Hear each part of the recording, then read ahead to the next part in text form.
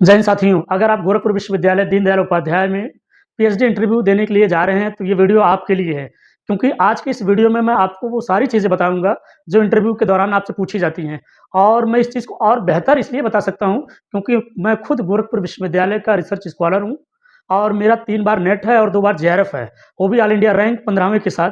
मैं सिर्फ़ इसलिए ये बताना चाहता हूँ, ताकि आपको ये ज़रूर महसूस हो कि जो व्यक्ति ये बताने वाला है, वो सचमुच जानकार व्यक्ति है, उसने खुद ये सब चीज़ें फेस किया हुआ है। आज के वीडियो में हम लोग डिस्कशन करने वाले हैं, रिसर्च प्रपोज़ल कैसे बनाएँ, इंटरव्यू को फेस कैसे करना, उसकी स्ट्रेटेजी क्या रहने वाली है, ड्रेस कोडिंग कौन से ऐसे कपड़े हैं जिन्हें पहन के हमें इंटरव्यू पैनल में जाना चाहिए और पैनल में कैसे बात करना है, जैसे 8-10 लोगों की जो टीम रहने वाली है, उस टीम में हमको कैसे बात करनी है, किसके जवाब को हमें कब आंसर करना है, क्योंकि वन बाय वन करके एक न एक दूसरे के ऐसे पूछते रहेंगे आपसे। और इम्पोर्टेंट क्वेश्चन कौन से हो जाते हैं जो अक्सर इंटरव्यू में जो कुछ क्वेश्चन तो ऐसे हैं जो एकदम फिक्स हैं, ये तो पूछा ही जाएगा, वो कौन से ऐसे क्वेश्चन होंगे, वो भी मैं आज की इस वीडियो में आपको बताऊँगा। और डॉक्यूमेंट वेरिफिकेशन याद रखिए, जिस दिन आपका इंटरव्यू होगा, उसी दिन आपका डॉक्यूमेंट वेरिफिकेशन होगा। डॉक्यूमेंट वेरिफिकेशन में क्या-क्या चीज़ें लेके जानी है और कैसे व्यवस्थित करनी है, वो सब चीज़ मैं आपको बताने वाला हूँ। फ़ाइल कैसे तैयार करें, यानी कि जो रिसर्च प्रपोज़ल आप बनाएँगे, उसकी फ़ाइल कैसे तैयार की जाती है, वो भी बताऊँगा। और आपको पेन ड्राइव में सारी चीज़ें रखनी है कि पीपीटी में रखनी है, और सबसे लास्ट में जो जेआरएफ वाले हैं, याद रखना, इस वीडियो को पूरा देख के जाना। आपके लिए बहुत ज़रूरी है, क्योंकि जेआरएफ वालों की जेआरएफ अवार्ड जो है वो 2 साल के लिए वैलिड है। 2 साल में कहीं एनरोल हो गए तो 50,000 पर मंथ मिलेगा। नहीं एनरोल हो पाए तो आपकी 2 साल के बाद जेआरएफ की वैलिडिटी खत्म हो जाएगी, एक्सपायर हो जाएगी। आपको कोई पैसा नहीं मिलने वाला है। और बहुत सारे लोगों को ये मिथ है कि जेआरएफ निकाल लिया, चाहे जब एडमिशन होगा पैसा तो आने लगेगा। पैसा आपको तभी मिलेगा जब आप पीएचडी में एनरोल होंगे, वो भी 2 साल के अंदर। ठीक? जय हिंद साथियों, मैं गौतम गोरखपुर विश्वविद्यालय का रिसर्च स्कॉलर। आज की इस वीडियो में आपको बताऊँगा गोरखपुर विश्वविद्यालय के कैंपस में क्या-क्या सवाल पूछे जाते हैं और क्या-क्या चीज़ें आपको ध्यान रखनी चाहिए। और हाँ, गोरखपुर विश्वविद्यालय में अगर एडमिशन लेना ही लेना है, तो ये सारी चीज़ें याद रखना। पहला चीज़, गोरखपुर विश्वविद्यालय पीएचडी इंटरव्यू वाले ध्यान दें। रिसर्च प्रपोज़ल पहला पॉइंट। और मैं चाहूँगा कि आपको सबसे पहले एक-एक चीज़ करके बताऊँ और जो सबसे इम्पोर्टेंट चीज़ है उसको बाद में बताऊँ। पहला चीज़ तो आप लोग डॉक्यूमेंट वेरिफिकेशन के बारे में पहले आप जान लीजिए। डॉक्यूमेंट वेरिफिकेशन के लिए सबसे ज़रूरी चीज़ क्या है कि आपने जो डीडीयू पे रजिस्ट्रेशन करवाया था, यानी कि पीएचडी का जो फॉर्म भरा था, पीएचडी का जो आपने फॉर्म अप्लाई किया था, वो आपके पास उसकी रिसीविंग हो, ठीक? आपका एडमिट कार्ड हो, ठीक? आपके पास और क्या होना चाहिए? आपका रिज़ल्ट होना चाहिए। आपका रिज़ल्ट होना चाहिए, जो आप पास हैं, जिससे आपको पता चला कि क्वालिफ़ाइड फॉर इंटरव्यू, वो होना चाहिए। और इसके अलावा आपके पास 10th से लेके पीजी तक की सभी मार्कशीट ओरिजिनल, 10th से एमए तक, 10th से बीए तक, बीएससी तक, बीकॉम कह रहा हूँ, 10th से पीजी तक, एमएससी, एमकॉम, एमए, ये वाली डिग्री आपके पास ये ओरिजिनल होनी चाहिए। ओरिजिनल होनी चाहिए आपके पास भाई। इसके अलावा क्या चाहिए? ये तो चाहिए ही चाहिए। अब क्या-क्या चाहिए? हमको आपका आय चाहिए, आपका जाति चाहिए। जो सामान्य के हैं उनकी जाति नहीं चाहिए, लेकिन जिनका ईडब्ल्यूएस है, उनका जाति चाहिए ही चाहिए। और क्या चाहिए? आपका निवास चाहिए। इसीलिए ये सब चीज़ें आज से ही रेडी करना शुरू कर दो। जाति आपका 3 साल से पुराना नहीं होना चाहिए, याद रखना, ठीक? अभी बनवा लो, 1 हफ्ते में आ जाएगा। अब इनकी 2-2 प्रतियाँ करवा लेनी है। 2-2 प्रतियाँ, ठीक? 2-2 प्रतियाँ इसकी करवा लेनी है, प्रतियाँ। और ओरिजिनल तो जाएगा ही जाएगा, ओरिजिनल लेके जाना ही जाना है। और इसके अलावा 2-2 प्रतियाँ आपको करवा लेनी है, ठीक? उसके बाद यदि इंटरव्यू आप क्वालीफाई हो जाता है, तो इंटरव्यू क्वालीफाई होने के बाद आपको जितने भी डॉक्यूमेंट मिलेंगे, पीएचडी में एडमिशन से संबंधित, वो सारा एक-एक डॉक्यूमेंट आपको सहेज के अपनी डॉक्यूमेंट मार्कशीट वाली फाइल में लगाते जाना है। जैसे ये PhD admission, PhD form, admit card, result, फिर एक रिज़ल्ट और आएगा, क्वालीफाई फॉर इंटरव्यू, इंटरव्यू भी क्वालीफाई हो गए, आपका सिलेक्शन हो गया। तो वो भी, क्योंकि जो जेआरएफ वाले हैं उनको लास्ट में ये सब लगने वाला है, और ये वीडियो मैं बाद में लाऊँगा। आज की वीडियो में हम लोग ये सिर्फ़ चर्चा करें, जो मेन मुद्दे हैं। तो वेरिफ़िकेशन के लिए डॉक्यूमेंट ये होना चाहिए आपके पास, समझ गए ना? चलिए, अब दूसरा चीज़, जो आपकी फ़ाइल तैयार होनी है, जो आपकी फ़ाइल तैयार होनी है किसकी? रिसर्च प्रपोज़ल की जो आपकी फ़ाइल तैयार होनी है, उस फ़ाइल को आपको कम से कम मिनिमम जो आपको चाहिए, वो 5-5 प्रतियाँ चाहिए। 5-5 प्रतियाँ चाहिए, क्योंकि इंटरव्यू पैनल में सारे स्टाफ बैठा रहेगा, आपको पैनल में बैठाया जाएगा और आपसे पूछा जाएगा, सबके हाथ में आपका रिसर्च प्रपोज़ल होगा, सब लोग खोल-खोल के देखेंगे, ठीक? वो आपके पास होना ही चाहिए। और इसके अलावा यहाँ बात की गई है कि पेन ड्राइव और पीपीटी वाला मामला, तो आपको पेन ड्राइव में चीज़ों को रखनी है, पेन ड्राइव में। क्योंकि गोरखपुर विश्वविद्यालय क्या करता है, उसके पास डिजिटल बोर्ड है और आपको डिजिटल बोर्ड में लगा के कॉन्फ्रेंस हॉल में वो सब चीज़ें पूछी जाती हैं। तो पीपीटी में भी करवा के, कन्वर्ट करा के आपको पेन ड्राइव में रखनी है। 5-5 प्रतियाँ हार्ड कॉपी की रहेगी ही रहेगी। इसके अलावा आपको पीपीटी बनवा के पेन ड्राइव में भी रख लेना, पेन ड्राइव अपने जेब में, अपने बैग में रखे रहेंगे, ठीक? समझ में आ रही बात ना? याद रखना। मैं इसलिए बता पा रहा हूँ क्योंकि मैं ये सब चीज़ें झेला हुआ हूँ और मैं खुद गोरखपुर विश्वविद्यालय का रिसर्च स्कॉलर हूँ। आप सब जब आएँगे तो मुझसे मिलिएगा, मैं आपसे खुद मिलूँगा गेट पे और आपका एक-एक करके स्वागत कराऊँगा, ठीक? पहला चीज़ समझ गए, दूसरा समझ गए, तीसरा समझ गए। अब इम्पोर्टेंस क्वेश्चन क्या हो जाते हैं, जो सवाल अक्सर पूछा जाता है। पहला, आपने जो रिसर्च का टॉपिक लिया है, क्यों लिया? आपने जो रिसर्च का टॉपिक लिया है, क्यों लिया? ये हमेशा पूछा जाएगा, आपसे भी पूछा जाएगा, देख लेना पूछा जाएगा। दूसरा क्वेश्चन, आपने यही क्यों लिया? यही टॉपिक क्यों लिया? ये इसका आंसर तैयार करके रखना। और पूछा जाएगा, क्या आप इंटरेस्टेड हैं? क्या आप इंटरेस्टेड हैं पीएचडी करने के लिए? ना मत करना, ये मत कहना कि भैया सर जेआरएफ हो गया, पैसे के लिए कर रहा हूँ, नहीं तो मेरा तो उद्देश्य कुछ और है। रिजेक्ट हो जाओगे 1 सेकंड में, ठीक? कहना सर हाँ, मैं इंटरेस्टेड हूँ, इसलिए मैंने टॉपिक चुना है और वगैरह-वगैरह सारी चीज़ें अपने हिसाब से, ऐसी चीज़ें बताना जो प्लस पॉइंट में रहे, नेगेटिव में ना जाएँ। स्माइल पास करते रहना, ऐसा नहीं बैठ गए दुर्मुसियस, टेंशन में, हेडेक में, नहीं। समझ रहे हो ना? और क्या चीज़ें हो जाएँगी, आपका जो मेन सब्जेक्ट होगा वो, और आपका जो रिसर्च का टॉपिक होगा वो, यहीं से क्वेश्चन पूछा जाएगा और सारे के सारे क्वेश्चन याद रखना आपके रिसर्च प्रपोज़ल से ही पूछे जाएँगे। जो आप बना के लेके जाओगे उसी से ही पूछे जाएँगे, उसी में से ही पूछे जाएँगे। इसलिए जो रिसर्च प्रपोज़ल बनाएँगे उसको एकदम रट डालना, एक-एक पॉइंट, एक-एक चीज़ें, और बहुत मोटा, बहुत बड़ा नहीं बनाना है। कम से कम 10 से लेके 15 पेज के बीच में ही बनाना है, ठीक? ताकि चीज़ें आपको लंबे समय तक याद रहें। अब जैसे मान लीजिए आपका हिंदी है, संस्कृत है, ज्योग्राफी है, हिस्ट्री है, पॉलिटी है, कुछ भी है, उससे बहुत कम, बहुत मतलब नाम मात्र के पूछे जाएँगे, लेकिन उसकी तैयारी आपके पास है क्योंकि आप रेट का एग्ज़ाम दिए हो, आप नेट निकाले हो, आप जेआरएफ निकाले हो, तो उतनी चीज़ें आपको पता है, ठीक? अब पैनल में बात कैसे करना है? एक टीचर यहाँ, एक टीचर वहाँ, मैडम वहाँ, सर यहाँ, यहाँ, आपके चारों तरफ, बीच में कुर्सी लगा दिए, आप ऐसे बैठ गए। पैनल में आपको प्रॉपर तरीके से बैठना है, कॉन्फिडेंस के साथ, ऐसे लूज़ होके नहीं बैठना है। ये प्रॉपर ऐसे सीधा होना चाहिए और जो आपके सामने है उससे के सामने आपको देखते रहना है, हमेशा आई कॉन्टैक्ट बना के रखना है, आँख से आँख मिला के रखना है, आँख से आँख। मान लीजिए सर हैं, एचओडी सर वहाँ सामने बैठे हैं, आपको नहीं पता होगा क्योंकि आप पहली बार आ रहे हो ना कैंपस में। एचओडी सर यहाँ बैठे, सब लोग बैठे हैं। यहाँ से कोई पूछ लिया तो आपको ऐसे कुर्सी नहीं मोड़ लेनी है कि हाँ सर पूछिए, नहीं। आपको प्रॉपर ऐसे ऐसे अपना फेस करना है, जी मैम, जी सर।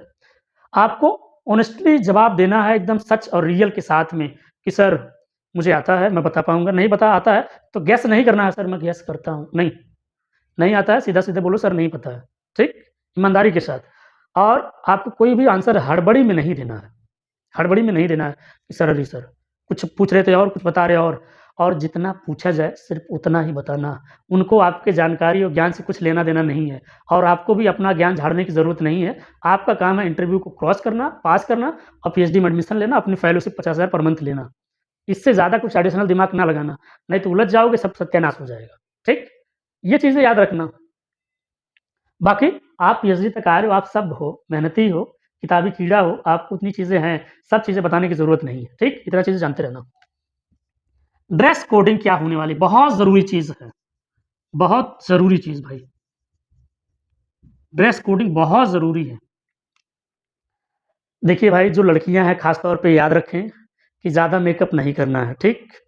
ज़्यादा टीम-टाम नहीं करना, लिपाई-पोताई नहीं करना, पहला कोट, दूसरा कोट, लिपस्टिक वाला सीन, आईब्रो वाला सीन, ये सब कुछ नहीं करना है। याद रखिए टीचर को आपके चेहरे, आपकी बनावट से कुछ नहीं लेना-देना, टीचर को हमेशा आपके प्रेज़ेंटेशन से लेना-देना है, पहला चीज़। और ये लड़कों के लिए भी लागू होता है, ऐसा नहीं कि दाढ़ी रखा लिए, लेके चले गए, मूंछ रखा लिए, लेके चले गए। प्रॉपर एक स्टूडेंट का, और आप रिसर्च स्कॉलर बनने जा रहे हो, एक तरह से आप साइंटिस्ट बनने जा रहे हो, उसका ड्रेस, उसका मेकअप क्या होना चाहिए, हमेशा सादगी से भरा होना चाहिए। ये लड़के भी ध्यान रखेंगे, लड़कियाँ भी ध्यान रखेंगी।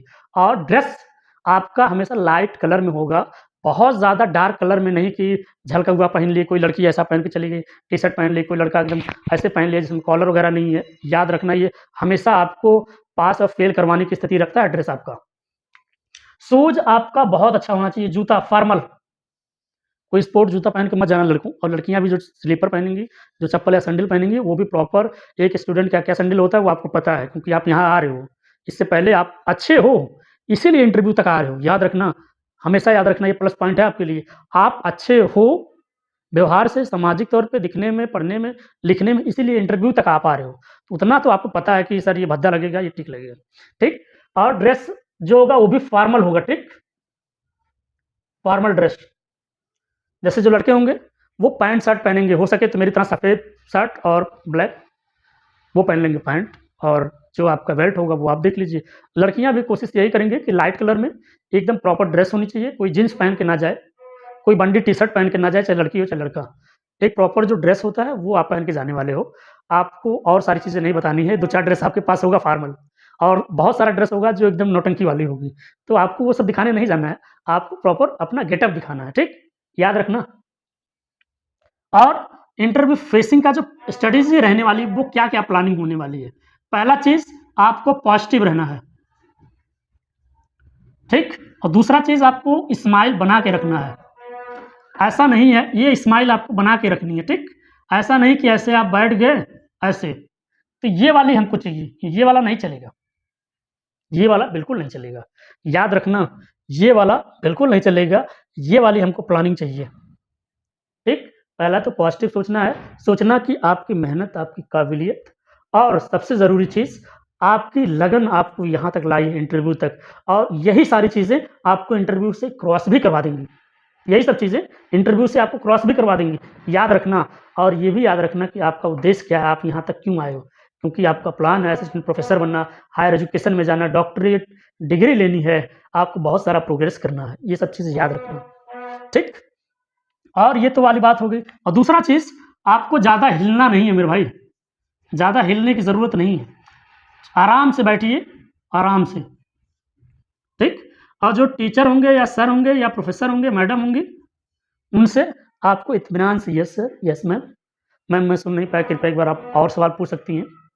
ठीक है सर, मैं गेस नहीं करना है सर, मैं कुछ चीज़ें इसके बारे में जान रहा हूँ, उतनी चीज़ें मैं बता दे रहा हूँ, उसके बाद मुझे चीज़ें नहीं पता, वो मैं नहीं बता सकता। और ईमानदार रहना अपने प्रति, सिर्फ़ अपने प्रति, किसी को ज्ञान नहीं दिखाना है, किसी को दिखाने के लिए काम नहीं करना है, याद रखना, ठीक?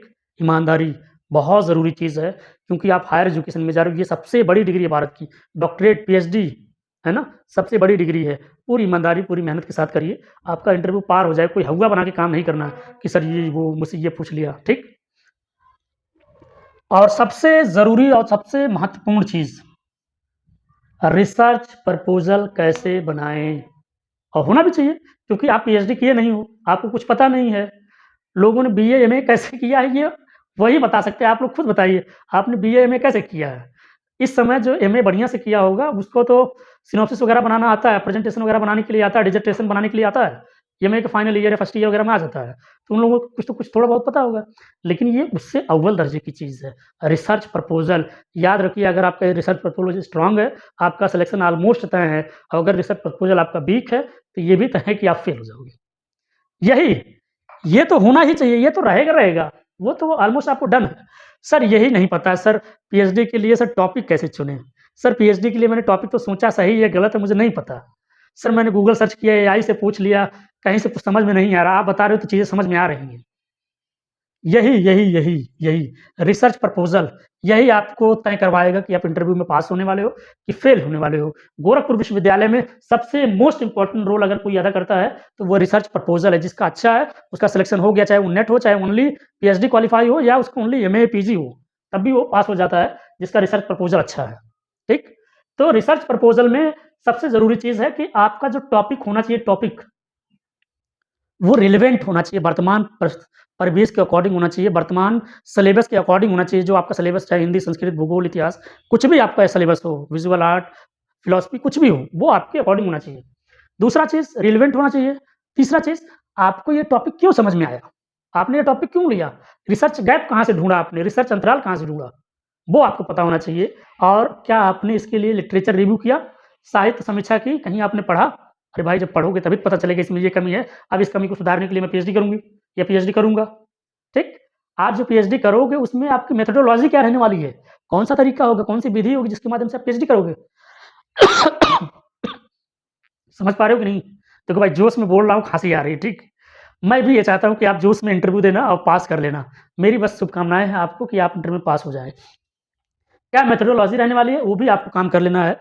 आपका आउटकम क्या होने वाला है, जब आपकी पीएचडी सबमिट हो जाएगी, उस सबमिट के बाद सोसाइटी को क्या बेनिफिट मिलने वाला है, गवर्नमेंट पॉलिसी को क्या बेनिफिट मिलने वाला है, यूनिवर्सिटी को क्या बेनिफिट मिलने वाली है और प्रॉपर आपके अपने विषय को आपके पीएचडी से क्या फ़ायदा होने वाला है, वो भी आपको पता होना चाहिए और आपके ऑब्जेक्टिव उद्देश्य एकदम क्लियर होने चाहिए।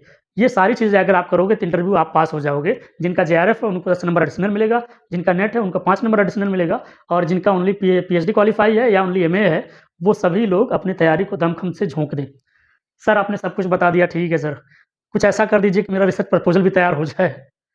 फ्री में कर दीजिए। देखो भाई फ्री में कुछ होने वाला नहीं है आज के ज़माने में। अगर आप चाहते हैं कि आपका सारा material A to Z PPT में तैयार हो जाए, 5 प्रतियों में तैयार हो जाए, हार्ड कॉपी में तैयार हो जाए, वो सारा चीज़ मैं करूँगा। और मैं आज कोई प्रैक्टिकली बात नहीं बता रहा हूँ, खुद के लाइफ़ एक्सपीरियंस बता रहा हूँ और मैं खुद डीडीयू का ही रिसर्च स्कॉलर हूँ। आपको 5 प्रतियों में हार्ड कॉपी मिलेगी, आपका सब्जेक्ट चाहे कुछ भी हो, हिंदी, संस्कृत, भूगोल, इतिहास, विज़ुअल आर्ट, फिलॉसफी कुछ भी हो।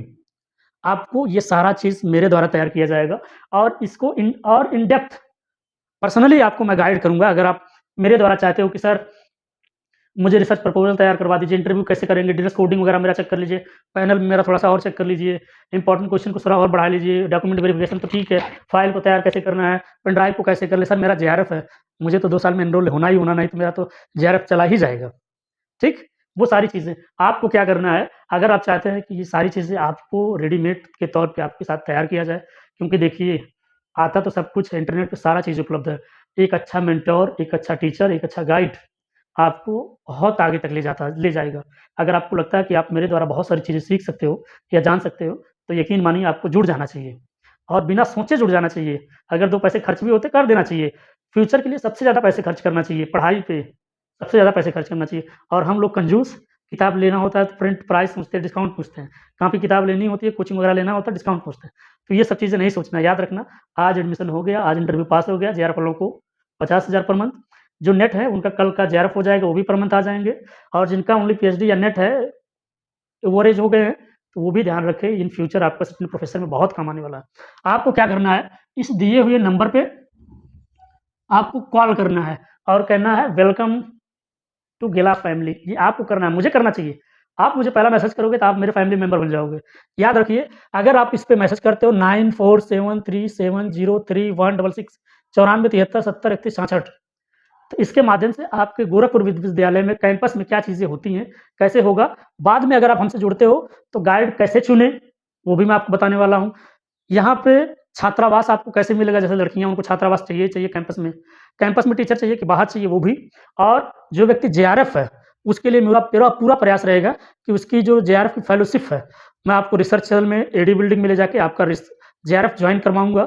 जेआरएफ की पहली पहली किस्त आने तक आपका सारा डॉक्यूमेंट भी रेडी कराऊँगा। आप मुझसे जुड़ेंगे, यकीन मानिए आपको कुछ ना कुछ फ़ायदा तो होने वाला ही है।